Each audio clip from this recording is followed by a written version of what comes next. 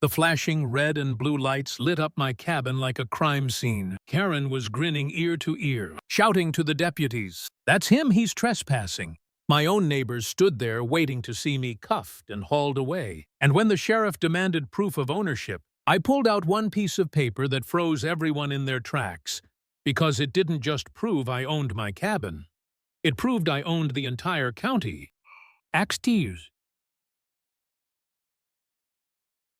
The conflict begins. For 20 years, that little wooden cabin had been my sanctuary. My father built it. His father before him cleared the land. Summers were for fishing in the creek. Winters for chopping wood and sipping cocoa by the fire. No HOA, no rules. No busybodies, just peace. And then Karen moved in. Karen Thompson, 50. Blonde bob stiff with hairspray. Polo shirts like uniforms. Binder tucked under one arm as if it carried the secrets of the Pentagon. Within weeks, she had muscled her way into the HOA presidency. Her poor husband, Bill, looked like he hadn't slept since the Clinton administration. At first, I ignored her, but then she marched right up my driveway with a clipboard, barking orders before I could even say hello. That shed, non-compliant.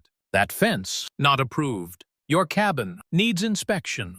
I just stared. "Ma'am, this cabin isn't part of your HOA." She blinked like I'd just spoken Greek. "Everyone is part of the HOA." And she snapped, scribbling furiously on her clipboard. From that day forward, it was war. Anonymous violation letters stuffed in my mailbox. Fake HOA invoices demanding dues. Neighbors sheepishly dropping off new rules like they were serving subpoenas. I brushed it off until she cornered me outside the general store, waving papers in my face. "If you don't pay these fines, we'll take you to court."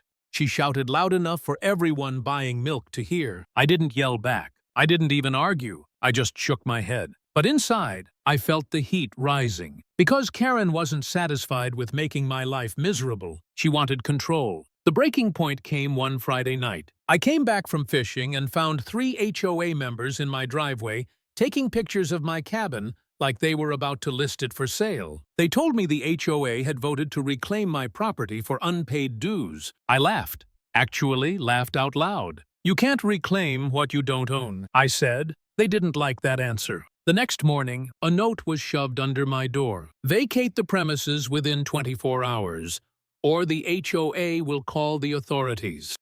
And sure enough, that night, Karen called 911 like I was some kind of criminal. The whole neighborhood showed up with their kids and lawn chairs to watch me get dragged off in handcuffs. Acti. Escalation and doubt. I'll admit it when 3 deputies stepped out of their cruisers, hands resting on their belts. My heart pounded. Karen smirked like a queen who'd won the war. "Arrest him. He's trespassing on HOA property."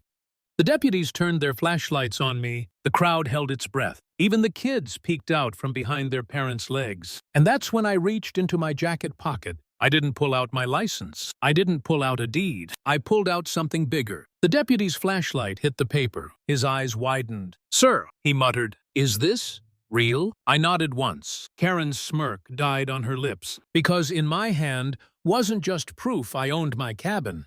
It was proof my family owned the entire county. Every road, every parcel, every HOA lot was technically leased from us through the Miller Family Trust. The crowd gasped. Some neighbors stared at me with awe, others with suspicion. Karen, she looked like she might faint, but not for long. People like her don't give up. They reload. The very next morning, she called an emergency HOA meeting. The clubhouse was packed, neighbors fanning themselves with folded papers, gossip buzzing in the air. I walked in late, wearing my old flannel shirt. The room went silent like someone hit mute. Karen glared at me. "You have some nerve showing up here."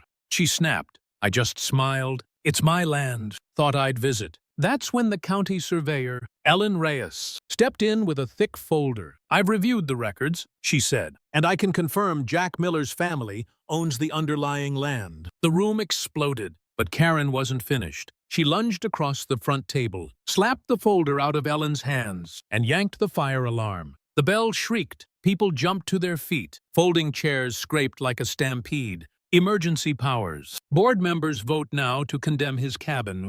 she shouted, waving red stickers like they were badges of honor. I tried to calm the room, folks. There's no fire. Please don't panic.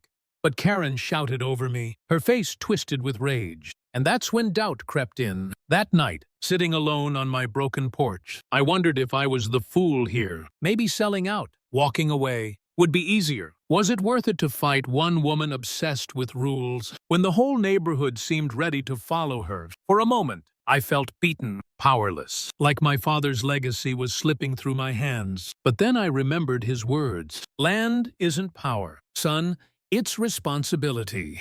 And when Bill Karen's husband showed up at dusk, eyes red, voice shaking, whispering, "She's going too far. Jack, she's planning to send crews to your cabin with machines." I knew I couldn't quit. I wasn't just fighting for myself, I was fighting for the truth. Act T3, the climax. The rumble of diesel engines echoed up my ridge road the next morning. I rounded the bend and froze. There they were, two contractors in orange vests chaining my driveway shut, a trailer hauling an excavator, and Karen standing smug in a yellow hard hat, clipboard tucked under her arm like a general. "Mr. Miller," she called sweetly, "we're here to help. Your porch is condemned." I stepped out of my truck, walked right up to the chain. I didn't yank it, didn't shout. I just laid my hand on the cold steel and said quietly, "This is a mistake." The excavator roared to life. Steel teeth glinted in the sunlight. Birds scattered from the trees. Karen clapped once, removed the porch. Now, I stepped onto the boards my father had built 50 years ago. The operator lifted the bucket high, shadow falling across my boots. And then tires screeched. A county SUV slid into the clearing, red and blue lights flashing. Sheriff Daniels leapt out, shouting, "Shut that machine down." The operator froze. The bucket hovered inches above my porch. Karen folded her arms, still smiling. He's defying rules. The HOA voted. Daniels cut her off. "You have no jurisdiction here. One more move and it's criminal damage." Neighbors who'd followed the noise were already filming, their phones raised, live streams buzzing. Karen's voice cracked as she shouted, "Without me, this neighborhood falls apart. I protect people from chaos." Ellen Reyes pulled up then, documents in hand. She held them high. "Sheriff, it's confirmed. The Miller Trust owns this land, including all HOA developments. They have zero authority here." Gasps rippled. Someone clapped. Bill finally spoke. His voice steady. "Karen, this isn't about safety anymore. It's about control." Karen's face drained. Her own husband's words hit harder than any evidence. A week later, in county court, Judge Benton laid it bare. The HOA had no jurisdiction. My ownership stood, and if I chose, I could revoke their lease entirely. Karen's lawyers shuffled, already defeated. Neighbors whispered like they'd just witnessed a kingdom fall. Karen herself stood trembling, eyes wild. "He can't control us. I built order out of chaos." And she shouted, but nobody listened. The judge's gavel fell with a thud that sounded final as a coffin lid. "This case is dismissed. Any further interference will bring civil penalties." And just like that, the queen of the HOA lost her crown. Final beat. I didn't cheer, didn't celebrate. I just stood on what was left of my porch, breathed in the pine air, and thought of my father. Because the lesson was simple. Power isn't in rules or titles. It's in knowing when to stand firm and when to let fools tire themselves out.